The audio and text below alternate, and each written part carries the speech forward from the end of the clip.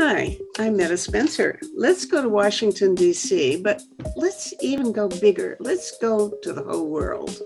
Let's go to the World Service Authority and see what is governance would be like if we were all world citizens and we had an agency that took care of our needs and gave us documents and things like that.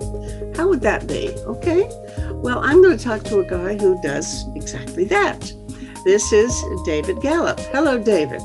Hi, Nada. How are you today? Wonderful to meet you. Yes, I'm fine, and I'm looking forward to this. Because, as I understand it, you are the president of the World Service Authority. I was directed to you by Arthur Canegas because I once joined briefly. I don't have time to do it very often, his The World is My Country club. And he has a talk show or something like mine and interviews people and has good conversations, very much like this. And he did one with you, and I found out that you had sort of been involved a very long time with trying to help people who want to be world citizens, and that this all goes back to a man named Gary Davis. And Arthur Canegas's movie was kind of a biography of Gary Davis, one of the most extraordinary, remarkable human beings you'll ever come across, an amazing man. I just love that film. And Gary Davis declared himself to be a citizen of the world. And he went so far as to renounce his US citizenship and try to get along just being a world citizen, going from one country to another. And of course, you don't do that without passports and without documentation. So what do? Well, you form an organization, or somebody had the brains to form an organization called the World Service Authority that would issue passports for the whole world. And I think that's just a marvelous idea. So let's talk about your work. You're president of this outfit, and you do a lot besides passports. But I just start at the top and tell the whole world what a wonderful thing you're doing. Sure. Well, thank you, Meta. I really appreciate sharing on your show today with the global public the idea, or the vision of the organization, which is world peace and justice through world citizenship and world law.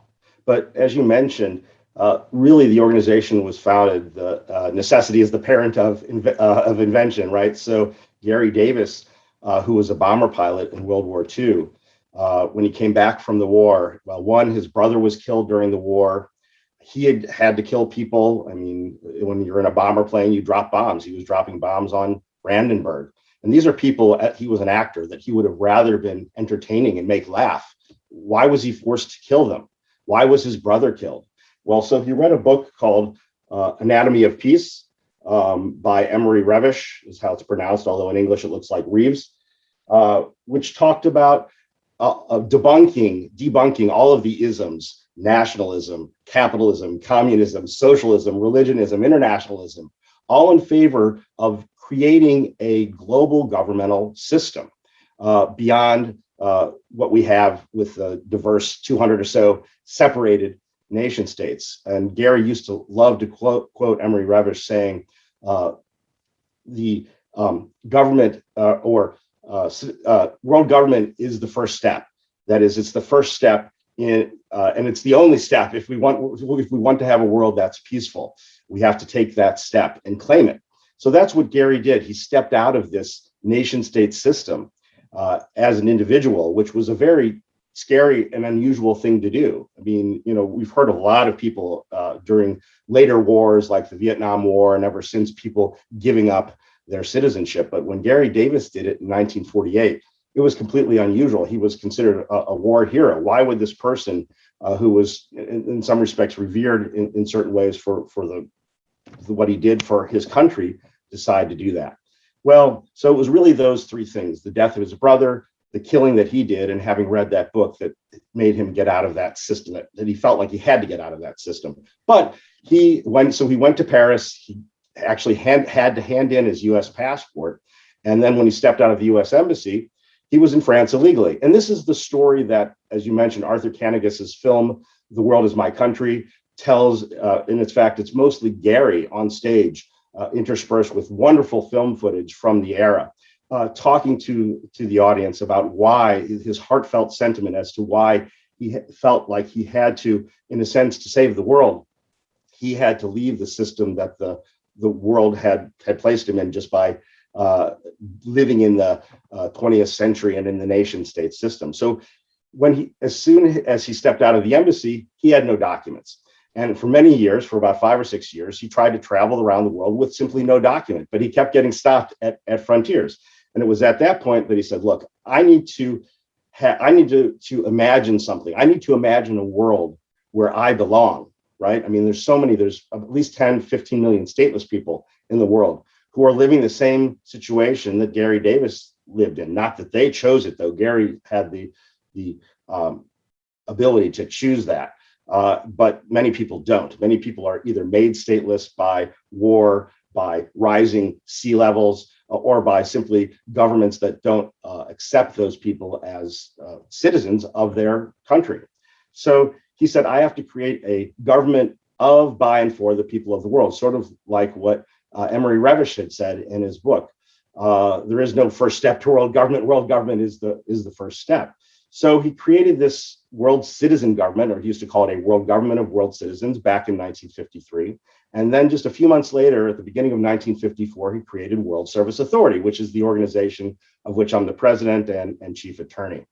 And it was that administrative agency, the World Service Authority, that began issuing the World Passport. And here's a sample of the World Passport.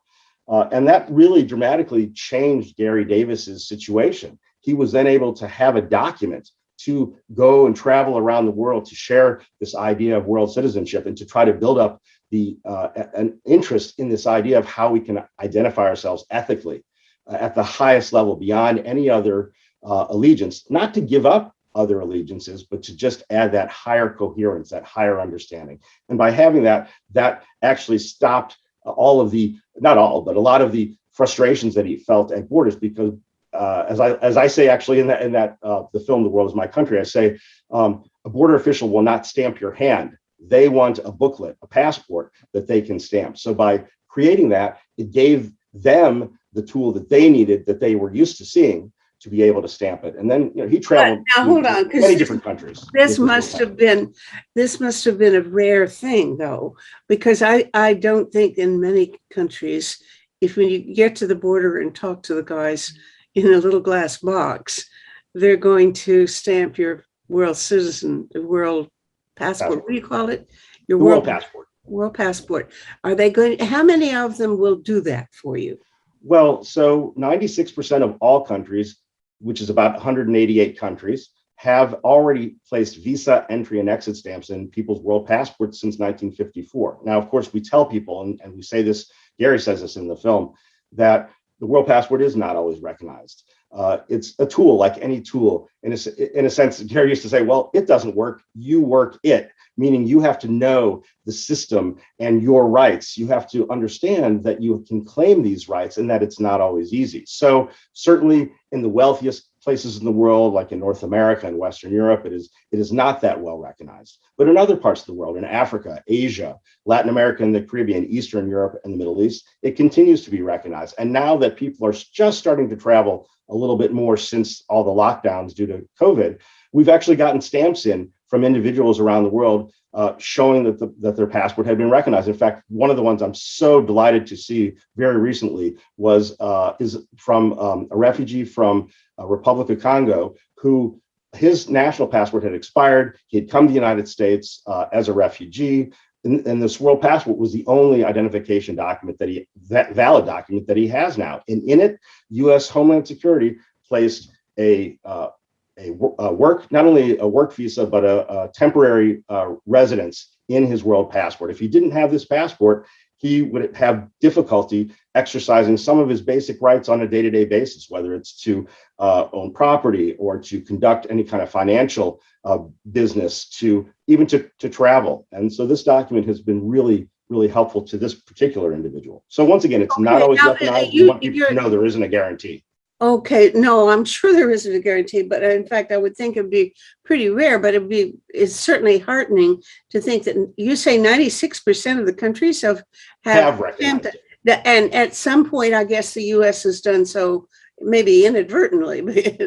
Well, I can't imagine, especially this fellow's passport that had just really been recently recognized in the last 2 years. In fact, one of the stamps is valid through the end of this December. I don't, well, let me put it this way.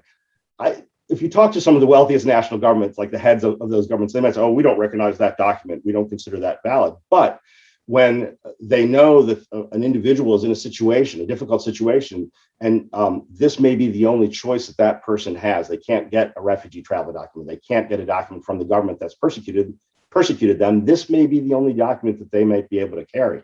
And for those people, especially the wealthiest countries, that would be when, on a humanitarian basis, they would stamp it. So, but you're right, though, not always. How many people in the world would you say do lack other valid passports, national passports? Yeah, we've done research on this, and the World Bank, who's also done a lot of research in creating new global identification for people because they see that's so important in people's everyday lives. They say about 1 billion people on the planet have no identification document whatsoever, never a birth certificate, nothing. And then, of course, probably the worst place in the world for people to identify themselves, meaning that they don't have identification or their government fails to or refuses to give it to them, is mostly in Africa, and especially sub-Saharan Africa, and in the poorest countries. The majority of the people who don't have identification document are women and girls. So it's really it's gender exclusionary. It's based upon structural violence, unfortunately, that's built into this nation state system that separates us all from one another. And with the increase in refugees, that becomes a real problem for people who have to cross borders. Yeah. I just, a month or so ago, did an interview with Lloyd Axworthy, who is the president or chief or some, I don't know his title, he heads the World Refugee and Migration Council, I believe it's called. And one of the things I mentioned, we talked about the fact that I think he said there are 82 million people in the world who have crossed borders trying to get asylum or someplace to accept them. And that's not even counting the internally displaced people. 82 million. Wow. And so we talked about the difficulty of getting documentation. And I mentioned your organization. He hadn't heard about it. But he did mention something called the Nansen Passport, yes, which I gather was a legal document, would have been accepted maybe everywhere. Can you explain? I couldn't talk about yours because I don't know enough about it, but to what extent would you say the World Passport that you issue, how does it compare to something like this Nansen Passport, which I gather was issued for a short period of time? The World Passport is actually the successor to the Nansen Passport. Fridtjof Nansen was an explorer, Swedish explorer, navigator, but he also became what we would know now is really the first High Commissioner for Refugees, but it was part of the League of Nations, which of course then the UN took over some of that framework.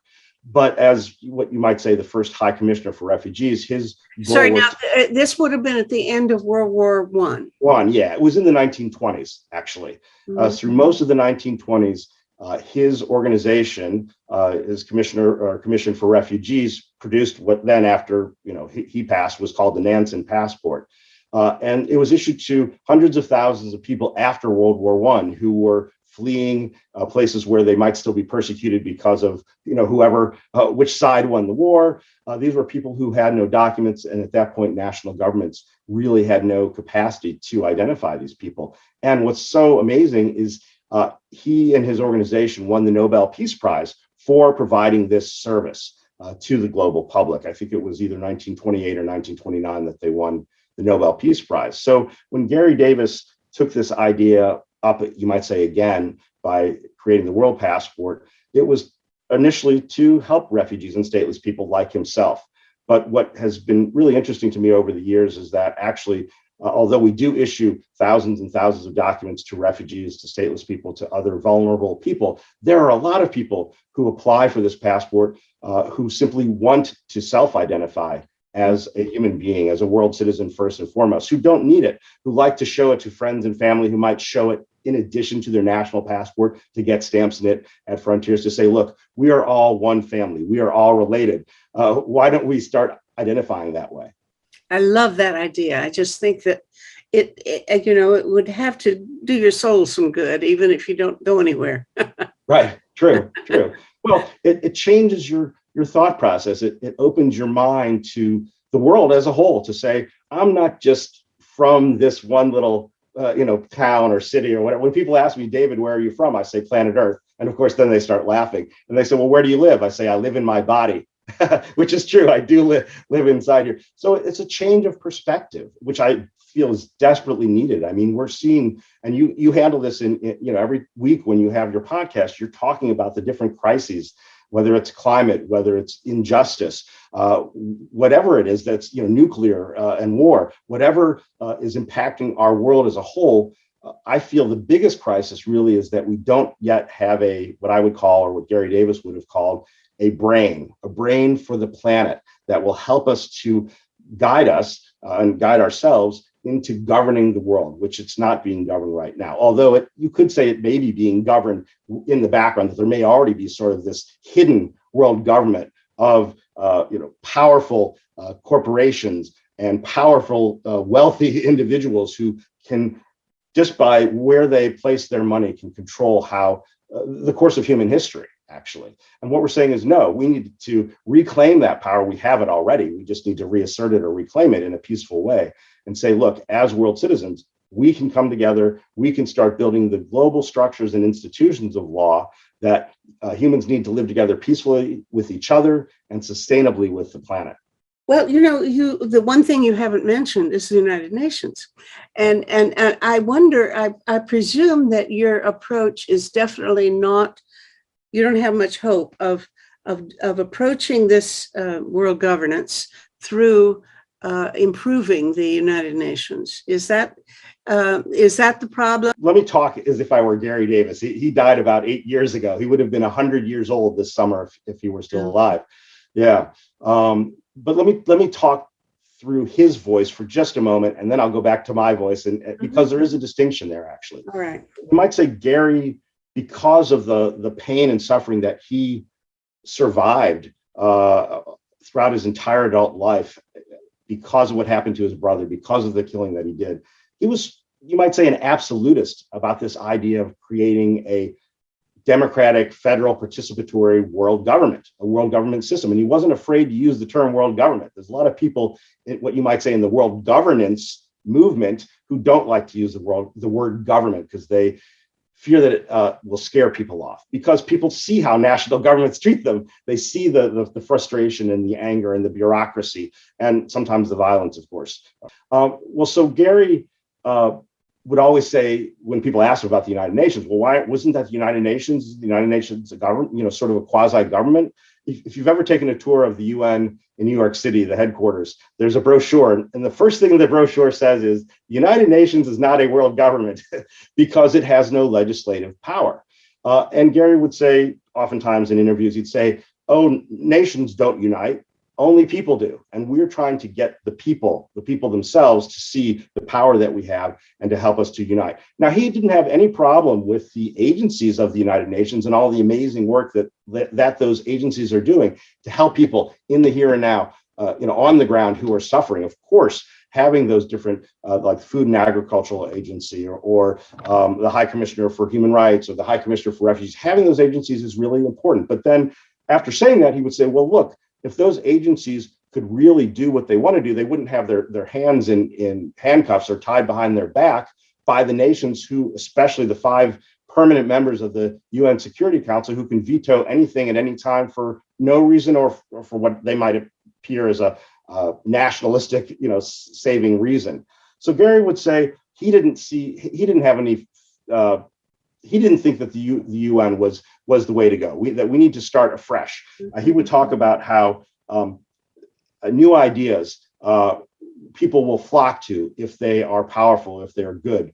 An example of that would be this tool right here, this phone. I mean, this wasn't created to get rid of the typewriter or the laptop or the personal computer, but in some respects, that little smartphone has gotten rid of some of those things, not because it wanted to, but because it was a better tool. So that would be the Gary Davis viewpoint, that we cannot do anything through the United Nations. We cannot reform it. I mean, there's been more than 250 wars since the UN was founded to rid the world of the scourge of war. It's not the proper level. We need to move beyond the nation state to bring the nation states together. This is why we need to see ourselves as world citizens, as one humanity.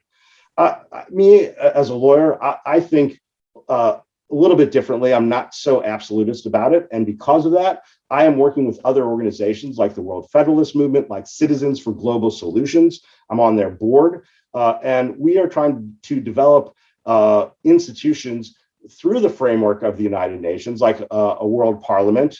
You've probably heard of the United Nations Parliamentary Assembly as one option. There's a World Citizens Initiative, which is to try to get people to petition the UN, and if there's enough signatures on a petition, that the UN General Assembly will take that petition and review the concerns of the world public.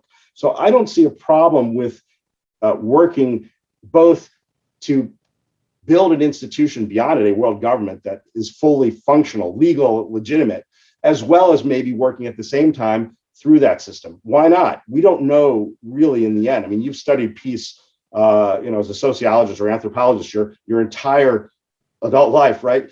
We don't know really what will be the pathway that will, in the end, lead us to world peace, because no one's ever created world peace before. Mm-hmm. So why not start going these different pathways? Yeah, let's play with that a little bit. I don't want to deflect you from the World Service Authority too much, sure. But I am interested in the notion of a World Parliamentary Assembly, which would be an extra house. There's the Security Council, of course the General Assembly, but the Parliamentary Assembly would not, the members would not be nations, but citizens of the world. And it would be very interesting to think of ways in which you could have a person individually be represented without actually having their votes aggregated by territory, by nation. I've been very interested in that very question. And I think, most of the people who want a parliamentary assembly to be adopted, and I don't see it happening right away. I wish it were in the cards, but it doesn't look very promising now. But they would say the first step would be to have each nation at least represented by people who are already elected as members of parliament of their countries. Correct. And then you could have a more direct form of governance, voting. And I was thinking, I like the idea somebody had of your birth date.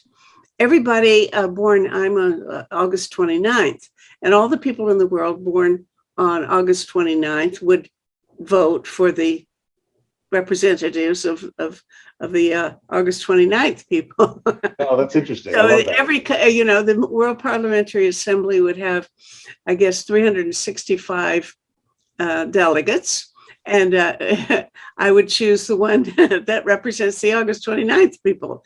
And that way we'd get all away from the whole nation identity kind of thing. Yes, okay. No, you're right. There's been a lot written over the years about how to democratize the United Nations system, how to bring people in. And you're right. I know the group of people, which is called Democracy Without Borders, their first focus is, like you said, to bring in parliamentarians as representatives who are already representing the public. That would be their first step. But the ultimate goal would be to have a people's assembly voted directly from the global public, perhaps by their date of birth.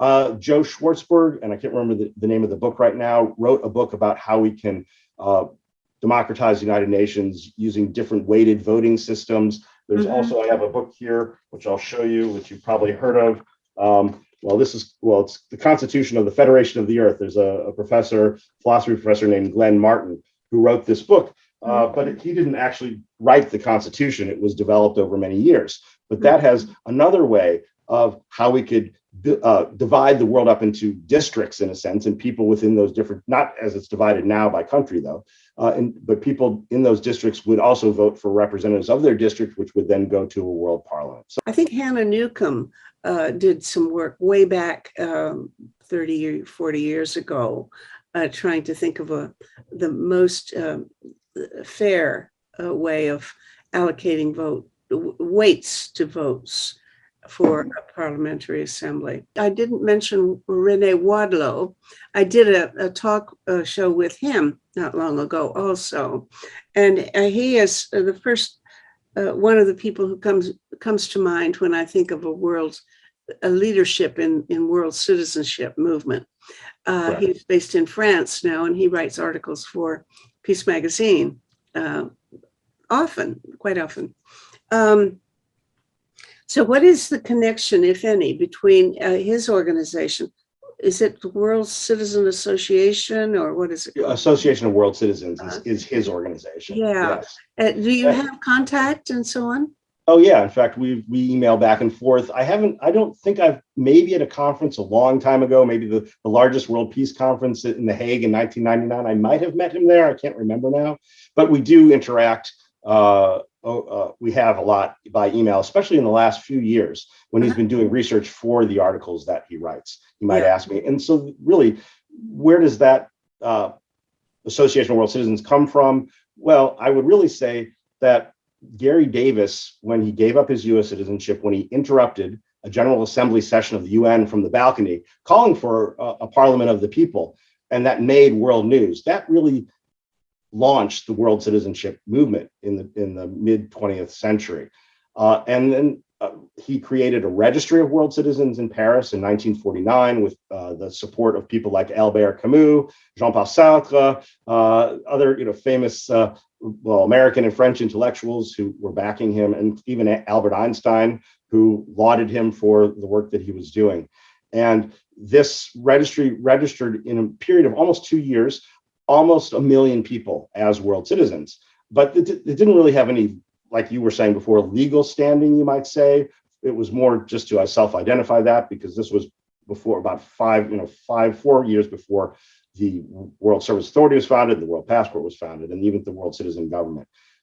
So that Association of World Citizens, and there are other world citizen organizations around the world that also promote the idea that we are world citizens. I would say the one distinct difference, and people may argue with this, is that we are trying to actually create a legal structure, the legal institutions to back up the validity of a world citizenship identity or status, meaning we should be able to live, work, vote, whatever we do in any one part of the world, just because we maybe happen to be born there. If we move to another part of the world, we should be able to do those same things. Our rights, because they are innate, we are born with them, and they are inalienable or unalienable, as it says in the Declaration of Independence, meaning we cannot give them up. We cannot sell away our rights. They're in us as human beings. We should be able to carry those rights wherever we go.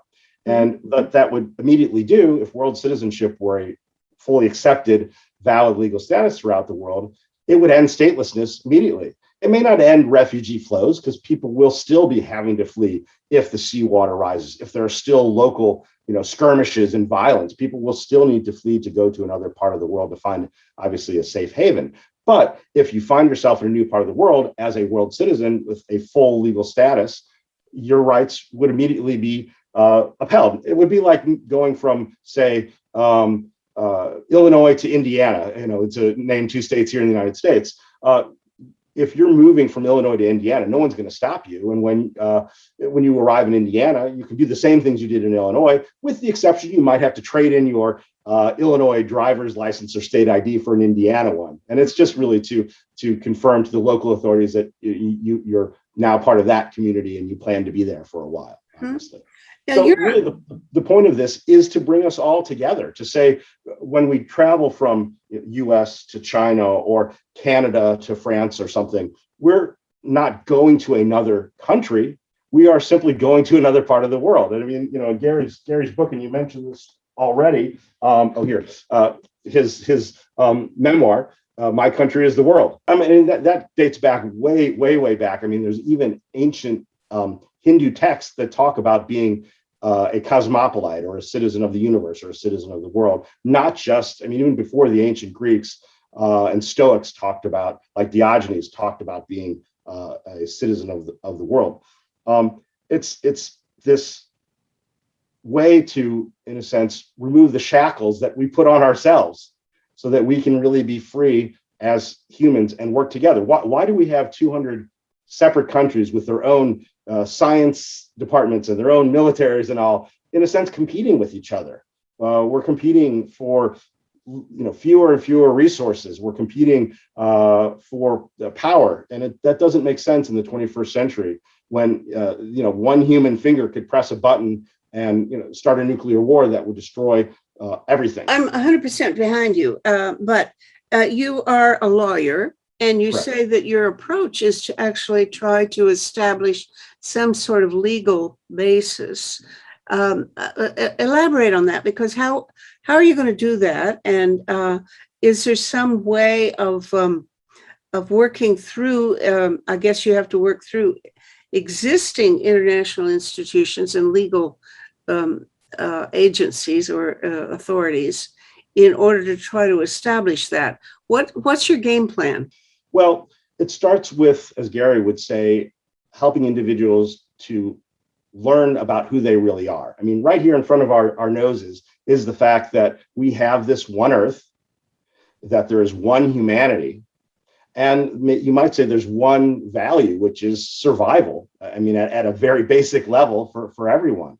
And if we do not at this point start recognizing through education who we are as human beings, that we have just this one Earth, at least for now, this is our only home, right? We have to protect it. Then that third value of survival will go out the window. So really, it's a question of education. That's what I've been doing. I've been at this organization for 30 years. Gary Davis spent his whole entire adult life, almost 70 years, as a world citizen. Every letter that we write, every legal brief that we write to a national government to expose a violation of human rights, you might say puts a dent in the nation state armor. In a sense, we're not really trying to get rid of the nation state, because that will probably exist for a long time, but we're trying to help people understand that we need a common world law beyond the nation state, and common rule of law through institutions like a World Court of Human and Environmental Rights, like a World Parliament, like some kind of World Executive Committee. If we can build these institutions, then we can start working together peacefully. So it comes down to the very basic idea, if you want to talk about a legal idea, the legalization of this idea is two principles: jus soli and jus sanguinis. And that's spelled J-U-S and then S-O-L-I, and jus, J-U-S, and then sanguinis, S-A-N-G-U-I-N-I-S, sanguinis. So jus soli is the right of the land, or the right of the earth. Jus sanguinis is the right of the blood. And every single nation state, almost, if not all of them in the world, either uses one or both of those principles to determine who is a citizen, in a sense, who has rights. And the citizenship is, like Hannah Arendt used to say, it's the right to have rights. Right. So basically, like here in the United States, there's both of those principles. You could, if you're born on the land, jus soli, you are a citizen. But say you're born in an airplane over the ocean, or on an ocean liner, right, on a ship or something. If your parents are considered quote unquote American, you are also a U.S. citizen because of inheritance, you might say. Now, there are some countries that only do jus sanguinis. You have to have parents or even grandparents that have that, quote unquote bloodline. Well, so what makes world citizenship a valid legal status? Under those two same legal principles, jus soli and jus sanguinis. One, we are born on the land, which is planet Earth. That makes us all human beings, right, first and foremost. And we're all born of human parents. So that our inheritance is those human rights that come to us simply by being human. Now, I would say, of course, just based on those two principles, that would be enough. But for people in people's minds and understanding, that's not enough. So this is why it's a question of, you might say, inculcating this idea of citizenship, not just at a local or domestic level, but higher than that. And whether it's like the tool of this World Passport, whether it's us sharing copies in multiple languages of the Universal Declaration of Human Rights so people know they have rights, it's a question of providing these, you might say, educational tools to say, look, we can be, Canadian, Ghanaian, whatever, Chinese, Peruvian, whatever. We can be that, but we're also something beyond that. It's okay. And the way to protect those other allegiances is to move beyond them. In fact, that's sort of through human history how, wars have stopped, is because two tribes have come together to say, okay, let's stop fighting. Let's create maybe a bigger tribe. Well, you might say, what's the biggest tribe? Well, that's humanity. And that's so to legalize it is really both an educational task. It's to provide the tools that will help people to picture themselves as that, and to sort of have that human, you might say, patriotism, the pride of being a human being, which we see sometimes when astronauts go out into space, and when they're successful, humanity has this kind of pride, this overview effect. And that's what really excites me about current technology like virtual reality, is that everyone could potentially put on a headset, see the Earth from outer space, and see that little blue orb floating, that pale blue dot, as Carl Sagan would call it, floating in space, and realize we are sort of like a desert island. We have to protect this. This is all we have. And we need to, so my soundbite, I like to say, is why fight and die for a country when you can love and live for humanity and the Earth? Well, this is, so it's to take that idea, not only through education, not only through tools, but actually to develop those institutions of law, whether it's through the UN system or even outside of the UN system, that will be the ligaments of a future, whenever it happens, fully functioning global governmental system. So by even using the term world citizen government right now, we are saying we, the people, we can claim that power right now. There is no first step to world government. World government is the first step. We just have to claim it. We have to agree that that's what we want. And certainly we're at a level of still, though, educating. And that's why it seems so utopian, it seems unrealistic that we could get to this anytime soon. But some of the biggest changes in the way humans exist sometimes happen what can seem like overnight, just by either a new technology or a new awareness or a global pandemic that might force us to say, okay, maybe we're doing something wrong in how we treat our Earth and how we treat each other. I've been troubled for ages by the fact that to be a citizen is always defined as being part of a particular territory, or having a special, having special rights to participate in the decision making within a territory. Correct. And with the rise of globalization, for example, this show, which people in all kinds of countries are on it, and we talk about issues that transcend national borders and so on. I've always felt, there have been times when I think I knew more about the government of Moscow than I did the government of Toronto, where I live. I'm not particularly locally oriented, and so I don't know who my city councilor is sometimes, that kind of thing.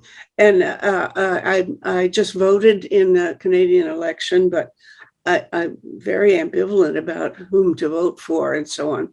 And I don't really have strong feelings about many issues that are bounded by territorial concerns.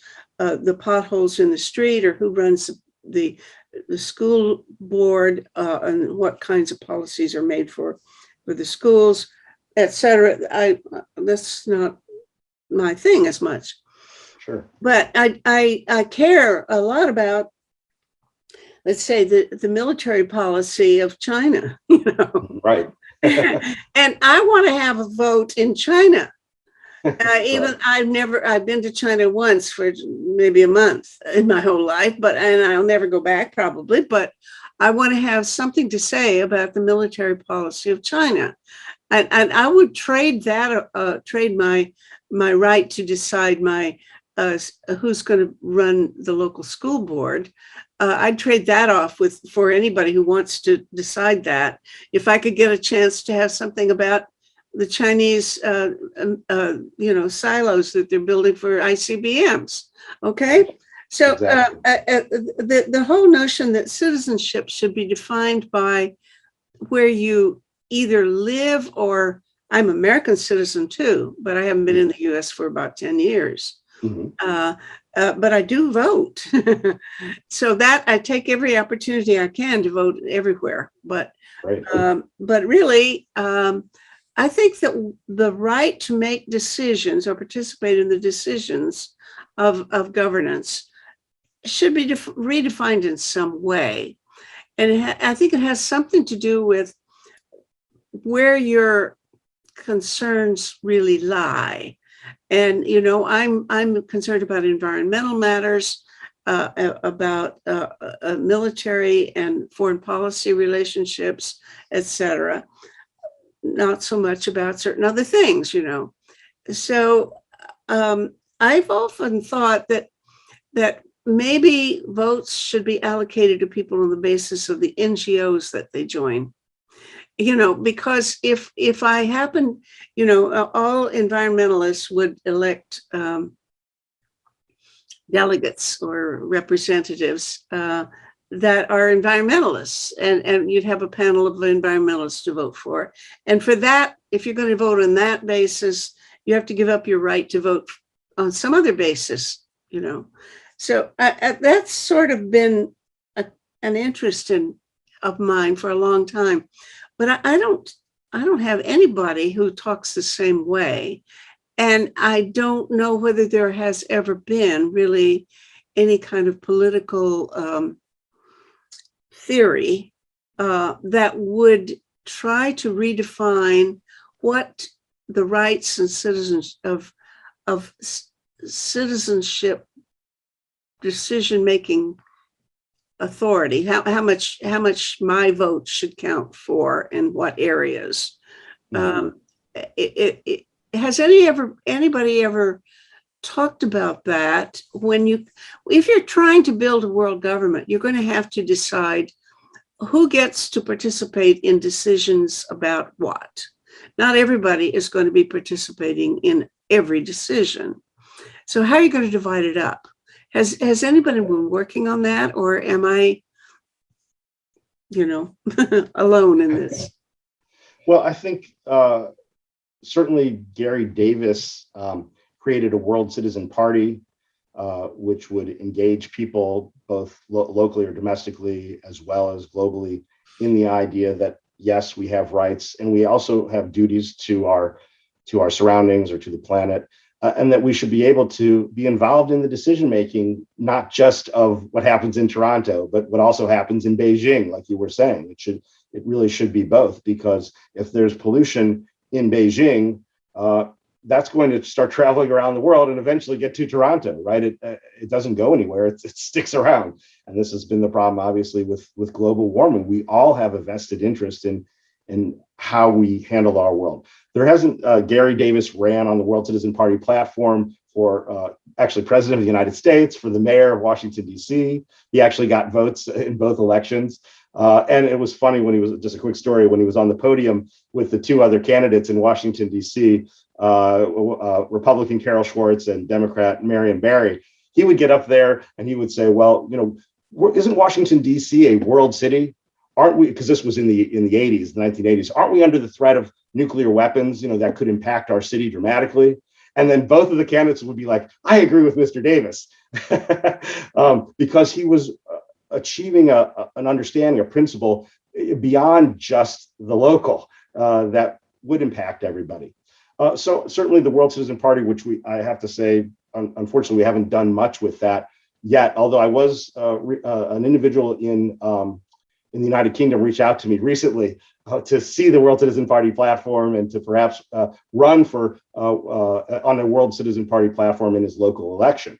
So we have done it in a small way, but certainly the idea of developing not just a parliamentary assembly, but a real world parliament, a parliament of the people, so that you could run for that seat and actually have a say in what goes on in another part of the world. A lot of people have talked about that over the years, and that Constitution for the Federation of the Earth, in particular, that I showed you the book a few minutes back, that does talk about how in a global governmental system, it's always going to be a focus of the individual responsibility. So, for example, we see how when a certain government does something, and then other governments might go after that government by putting on sanctions. But generally, those sanctions don't impact the leaders of that government. They severely and sadly impact the people trying to exist on a day-to-day basis. I mean, look what's happened in Syria or in Yemen, or what's probably going to happen in Afghanistan if there are sanctions put back on there. It's going to really just only impact the people, the day-to-day person just living in towns and cities there. So what I'm saying is we need to develop a system where our individual impact can have an impact on the rest of the world.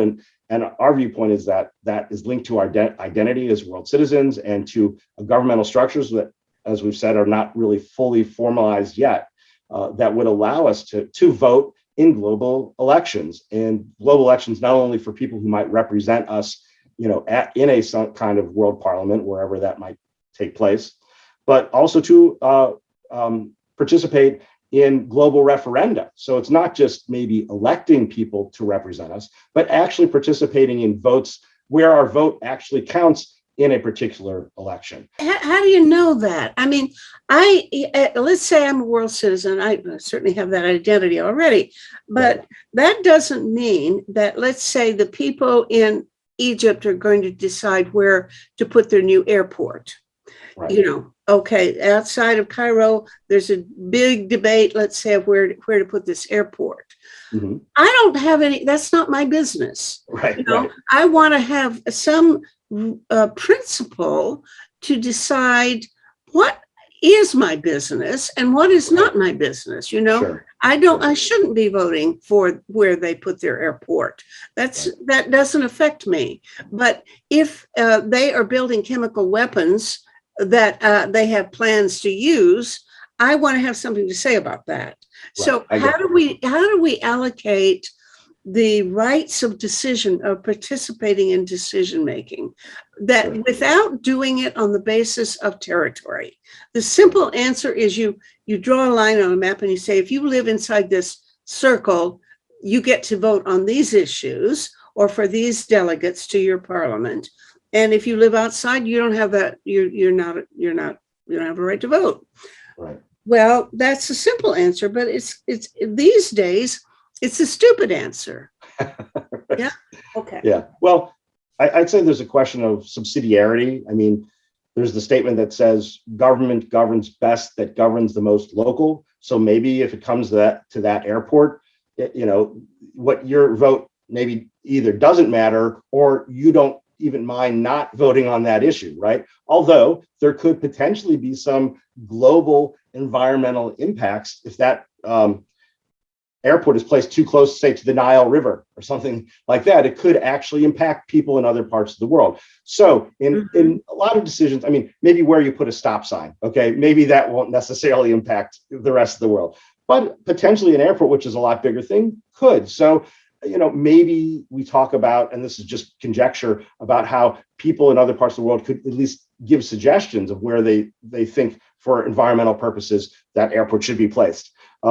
Maybe you don't have an exact vote in the final outcome of it. But you're right, there are bigger issues like chemical weapons or nuclear weapons or other weapons of mass destruction that will dramatically have an impact. So maybe we have some kind of human linked with computer, whether it's AI or whatever, to determine what are issues that are strictly global, what are issues that are maybe global and local, and what are the other issues that are really mostly just local, and local populations should decide. I mean, what I like to bring up here is the idea that because people see the complexity of our world and how could we ever really govern it? Well, so I like to bring up the Universal Postal Union.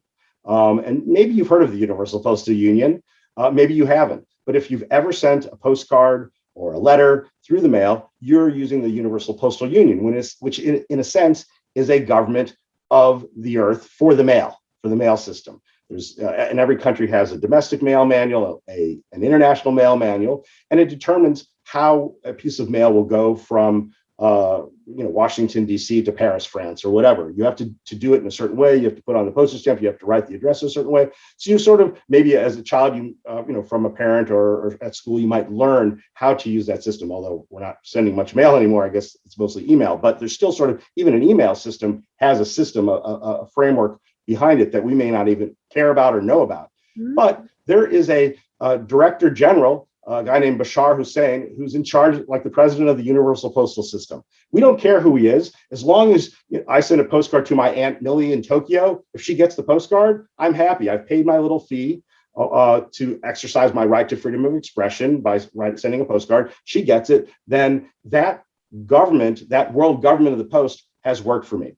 So, I mean, the reason World Service Authority has the name service as its middle name is that we see that government should be a service to all of us, to each of us, to everyone. If government is a service, it's not a question of power or who has control. It's a question of, is that government actually providing us with the capability to fulfill all of our needs, not just basic needs, but if you move up, the Maslow's hierarchy of needs up to self-actualization, all of our needs. And if it's not, maybe we need to change that government. Maybe we need to find different ways to govern. So I like to use that example because there is already, like I said, sort of world governmental systems that are functioning in the background, which can completely be not of concern in the sense. We don't have to be concerned that the Universal Postal Union is going to come with a marauding postal service army and take over, right? Not at all. We see that they're providing a service that we have to pay a little tax or a fee or a fine, you might even say, to use that service, but it's functioning. We don't really care who the head of it is, as long as it's functioning in service to the people. And that's the kind of world governmental system that Gary Davis envisioned, that we're still trying to develop through the World Service Authority. And I mean, Gary Davis was an eternal optimist. Up to the last day of his life, he was talking about the Universal Declaration of Human Rights and how we have to know our rights to claim them. And one of those rights, of course, is to be able to govern ourselves. It's the will of the people that shall be the basis of the authority of government. But I think sometimes governments have forgotten that. Certainly the people have forgotten that. And I also think that governments don't necessarily want the people to know that they are the government, in the sense that we, the people, are the ones who determine our fate, determine the fate of the planet. And it's an awesome responsibility to have that. But it can be done in a way that is not totalitarian, that is not dictatorial, like the Universal Postal Union. Once again, we could have some kind of World Executive Council like they have in Switzerland, where there's 7 different presidents for the different cantons, right? That could help, something like that extrapolated to the world level, that can help us to run the world, that can help us to decide what is strictly or mostly a local issue, what is really a global issue that really everyone should have a say in. But I mean, look at, there's a couple billion people on the planet who are basically starving to death. They can't even think about, oh, I'd like to vote on this issue. Oh, I'd like to have an impact on, the airport in Cairo, or the weapons being built in whether it's in Wyoming or Beijing or wherever, right? They can't even think about that because their basic needs aren't even being met. And that really is due to the system that we're working in now, that spends at least $2 trillion a year preparing for and waging war. I mean, so I guess because I know we're coming near to the end of our conversation here, that I would say that one of the main reasons why I'm even here talking with you was because of war. Gary Davis, his involvement in war. He never wanted to ever have to see another human being suffer from war, either from any perspective of it. And that's why he devoted his entire adult life to exposing the war system, but that also providing a positive alternative, saying we can develop, if we choose, and it's all political will, it's all personal will, we can choose a different system. So I feel like my role, both as a lawyer and as a human rights advocate at World Service Authority, is to provide this education to the public so that we can see a different world. We can choose that. It's just a question of knowing it. I mean, Gary would always say, if you don't know your human rights, you can't claim them. So this is why in everything that we do, in every passport that we send out, for example, or every ID card or every world citizen card that we send out to people around the world, we include a copy in the person's language of the Universal Declaration of Human Rights. They can read that, because once you know your rights, including your right to vote and your right to participate in government, that really is an empowering tool, and an empowering tool to really change our world for the better. I love what you're saying, and I love what you're doing, and I just think this is terrific. Tell people how to get in touch with you and what they might want to contact you to get help with, because you're very valuable and helpful to a lot of refugees and migrants, but you do other things that could be useful to other people. Exactly. Well, so the main website is World Citizen Gov, which would be like an abbreviation for World Citizen Government. So worldcitizengov.org. That is our main website. And the email, which you can also email us or contact us through our homepage, is info at worldcitizengov.org. You are correct, though. We do have other aspects to the organization in addition to the documentation services that we provide. We have a legal advocacy team, which is staffed by volunteer lawyers and law students from around the world who spend 3 to 4 months with us going through human rights training. And then they use that training to help the public. So someone might write to us, like we've had some Angolan refugees who are trying to get permanent residence, and we will contact the immigration ombuds team through like U.S. Immigration, for example, to help expose where someone may be have been waiting ridiculously for 10 years to get their green card. That's ridiculous. We might intervene in those kinds of situations. We might petition an intergovernmental commission like the African Commission on Human and People's Rights, which we've done on behalf of a group of Ogoni refugees. In fact, 2 different groups of Ogoni refugees, one in Nigeria, one in Benin.